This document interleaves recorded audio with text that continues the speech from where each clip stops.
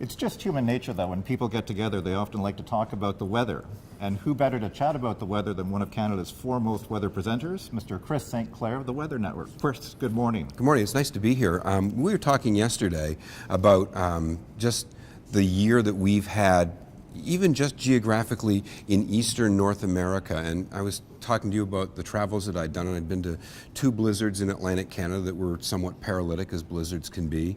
And then I was in Fort McMurray for the fires there, and I mean, that was the penultimate story in Canada last year, just in the impact that it had, not only on the people who live there, the ecosystems around Fort McMurray, but even the economy for the country and for Alberta. And then not long after that, we had thunderstorms in the summers, and actually one of our storm hunters was in the Windsor area, and even prior to the issuance of any warnings or anything, had actually seen tornadoes start to develop in Alerted Environment Canada so that the warnings could get out in the most timely fashion possible. And then we were traveling in Florida for Matthew, which was a devastating storm. And Matthew is a really interesting storm when you think about the scope of damage and the geography that it covered. It did $2.7 billion damage just in Haiti.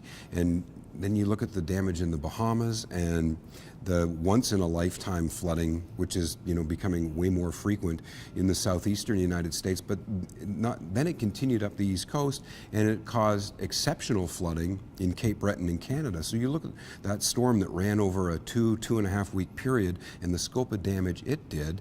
And we're only like 8 months in to 2016, and just in one geographic area the damage. So that's why events like this are so important.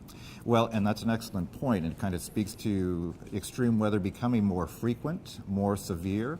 And so by extension, what's our collective role, do you think, in terms of communicating to citizens and communicating to communities and collectively kind of reducing disaster risk, which is what we're about this week? Yeah, and what's really neat is that the way people are thinking has evolved and changed so much, and now the partnerships between the government agencies and the private sector are much more intermeshed than they ever were before, and I think that's the future.